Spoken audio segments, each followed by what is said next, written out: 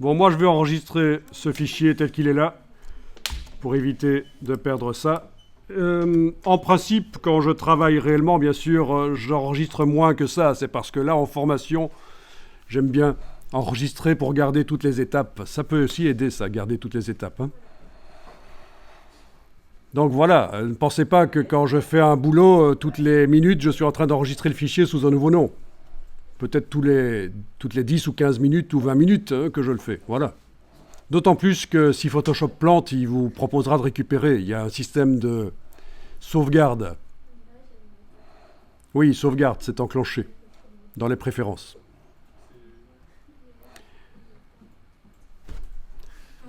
Alors, vous allez maintenant choisir la police de caractère. Alors, comment est-ce qu'on fait ? Il faut aller chercher les palettes caractères et paragraphes. Surtout la palette caractères qui nous intéresse dans ce cas-ci parce que c'est un titre, c'est pas un paragraphe.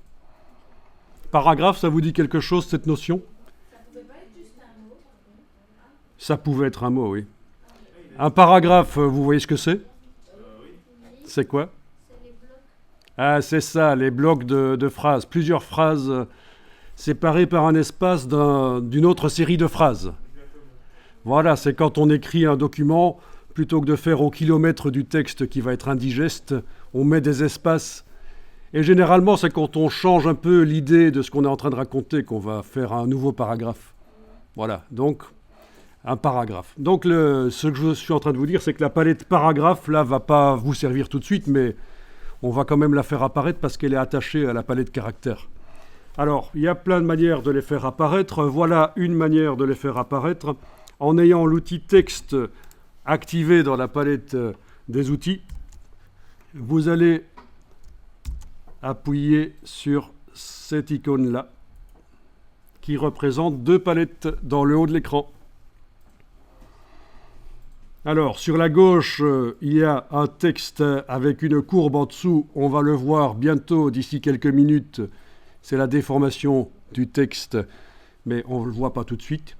Sur la droite, vous voyez qu'il y a la possibilité de faire de la 3D, c'est-à-dire de mettre une épaisseur au texte, sauf que dans la version 2022 de Photoshop, ils l'ont retiré.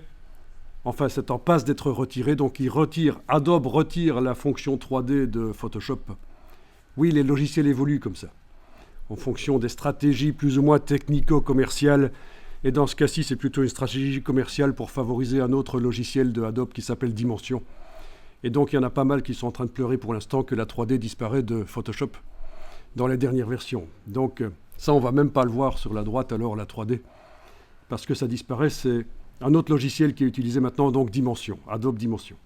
En tout cas, voilà, vous avez cliqué sur cette icône-là et ça fait apparaître, peut-être attaché chez vous, la palette paragraphes et caractères, un peu comme ça, j'imagine. Bien, donc ce qui nous intéresse, ce n'est pas la palette paragraphes pour l'instant, c'est la palette caractères. Alors, vous allez pouvoir voyager dans le petit menu de la police de caractères et vous voyez directement derrière ce que ça donne. Mais dans un premier temps, avant de choisir, vous explorez.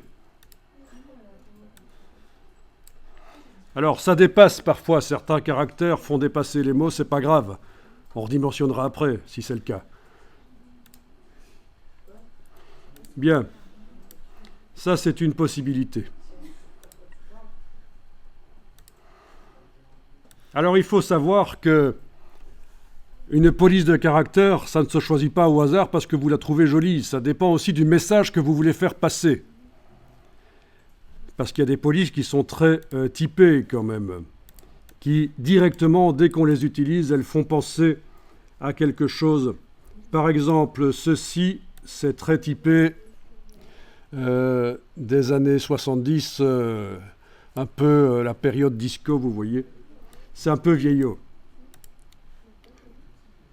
Alors, il y en a d'autres. Ça, c'est directement typé un peu western, vous voyez.